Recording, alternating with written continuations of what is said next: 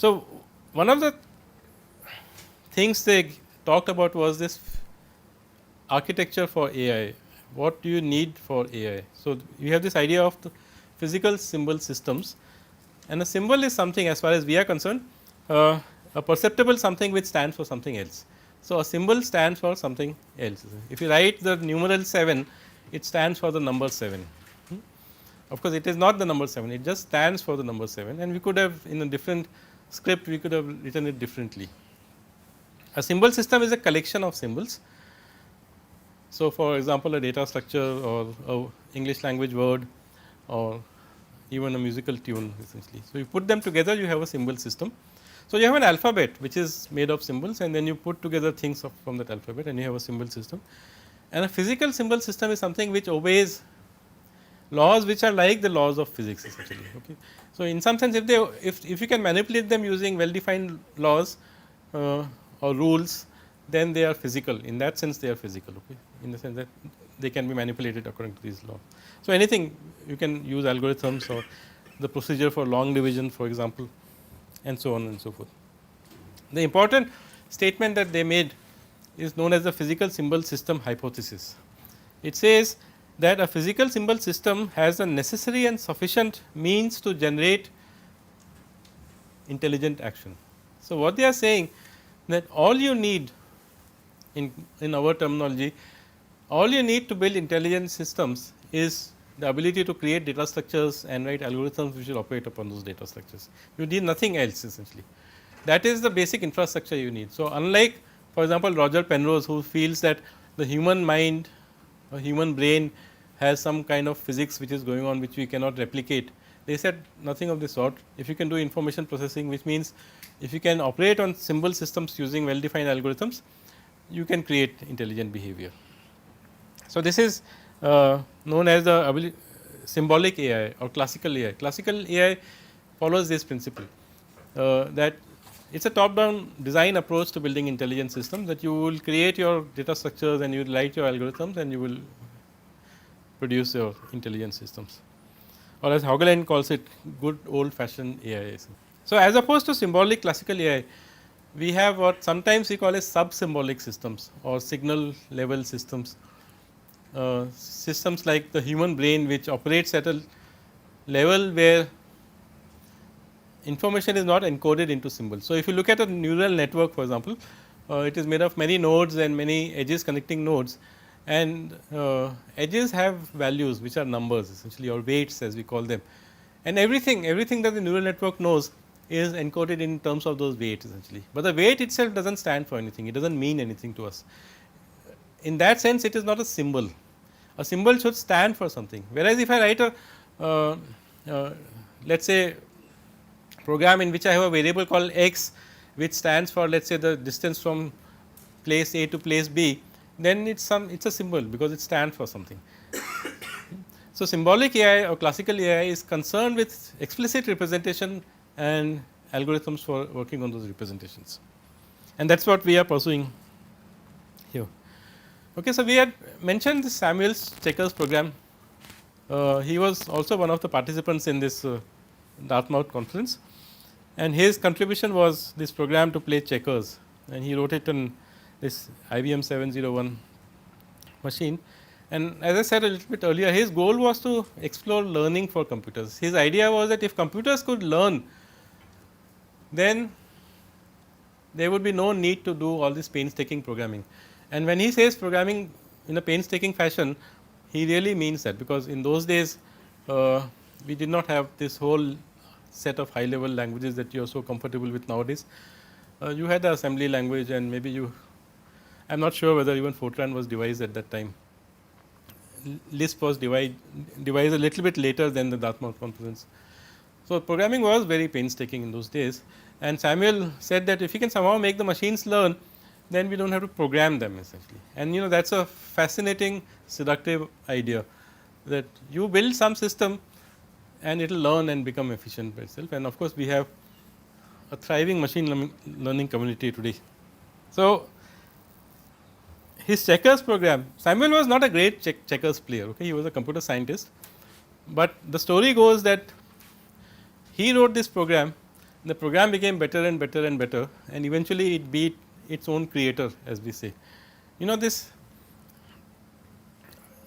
around the time when Babbage was constructing his machine, and we have mentioned his collaborator Ada uh, uh, Countess of Lovelace, who was a daughter of Lord Byron, and Lord Byron had this friend called Peter Shelley, and Peter Shelley's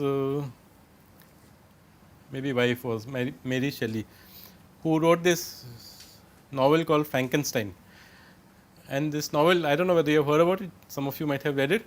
It's about an artificial creature. You know, people were fascinated with artificial creatures. So this novel is about this artificial creature called Victor Frankenstein, who was made by a doctor, and eventually it becomes like a monster who destroys the doctor. Essentially. So that whole idea that these machines will become smart and overpower us and kill us has always been around for a long time. So, you have seen the movie Matrix. Yeah. So, that is one of the films, and we will come to Matrix again later for a different reason. It is quite an interesting film, but one of the things in Matrix is that these machines are trying to control human species essentially. So, you do not always realize it when you are watching the film. So, in 1940 sometime, Isaac Asimov, who was a science fiction writer, he introduced these so called laws of robotics, which became very popular. It took the fancy of all the people around. He wrote it as part of a short story called Runaround, which he wrote in 1942.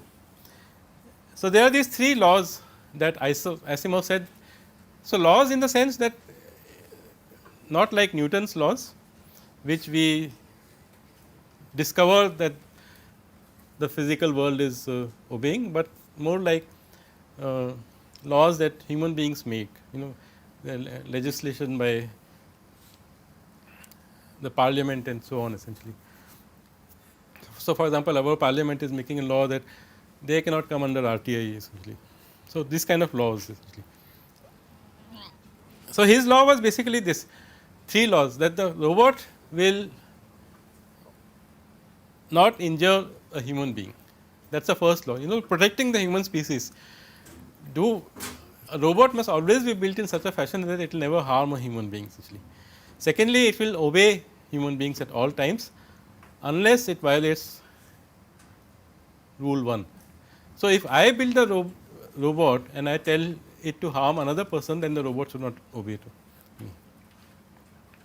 And thirdly, it must protect its own existence as long as it does not violate the first two laws.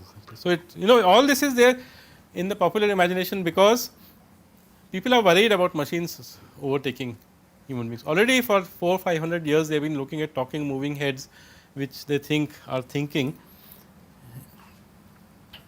So, chess, as we know, for many reasons has been a fascination for computer scientists ever since computers were invented. So, let us look at a quick history of chess first, and then we look at a history of the rest of the computing world, before we come back to the question of what are minds and so on.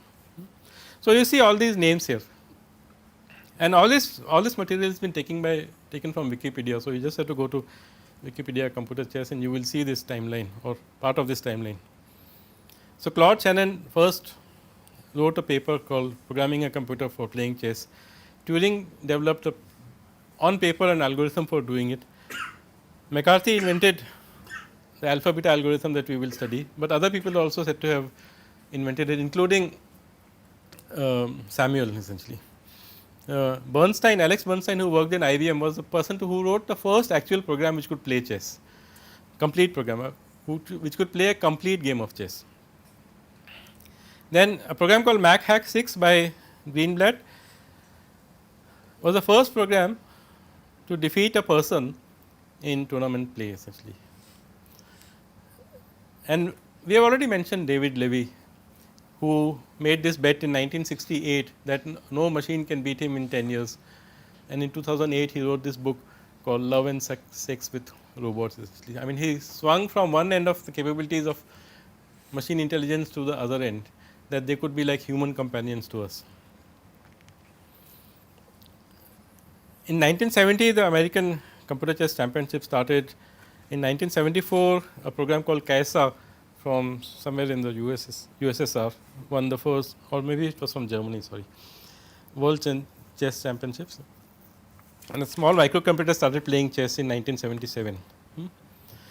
So, that was the initial years. Then in the late 70s, they started making progress. So, a program called Chess 4.6 played well in a major chess tournament. 1978, David Levy won his bet, defeating a program called 4.7. In 1980, a Fredkin prize was instituted, $100,000 in 1980 was quite a bit of money for beating a reigning world champion. A program called Cray Blitz. Now, Cray was these supercomputers which were built by Seymour Cray, and they were the fastest machines for a very long period of time. The best and the fastest machines were Cray machines, and this Cray Blitz was a program running on those machines. So, it wins the Mississippi State Championship with a score of 5-0, which means it won all the games with a performance rating, for those of you who are familiar with chess ratings, 2258, which is quite good. And it was the first program to beat a human master. Around that time, people started investing in special purpose hardware to play chess essentially. Okay. So, for example, High-Tech, which was also developed around this time in 1988 at CMU, had 64 processors, one processor dedicated for each square of the chessboard and that kind of thing. So, Ken Thompson had a hardware chess player. So, people were investing more and more in hardware at the same time. So, then a program called Deep Thought shared the first place with Tony Miles, ahead of the former world champion, not the reigning world champion, Mikhail Tal. So, Deep Thought is a name which, does it ring a bell for anyone? Hitchhiker's Guide to the Galaxy. So, the name has been taken from there. It lost 2 games to Garry Kasparov in 1989. And after that, the years of triumph for the machine. In 1992, a microcomputer program won a computer chess championships, playing against mainframes and supercomputers. A program called Chess Genius actually defeated Kasparov in a game. In 1996, a program called Deep Blue, which was also developed at IBM, lost to Kasparov, but in 1997, it beat Kasparov in a 6-game match, and its creators or inventors were actually awarded the Fredkin prize that we mentioned some time ago. Then afterwards, it was a series of losses for the human players. Kramnik drew an 8-game against a program called Deep Fritz. Then a program called Hydra beat Adams 5.5:0.5, which means Adams could only draw 1 game. Then Kramnik lost to Deep Fritz later, and nowadays it is routine for the human players, including Vishwanathan Anand from India, to constantly take help from machines while preparing their own chess playing strategies. So, here we have a mention in 2010, Topalov prepares by sparring against supercomputer Blue Gene essentially.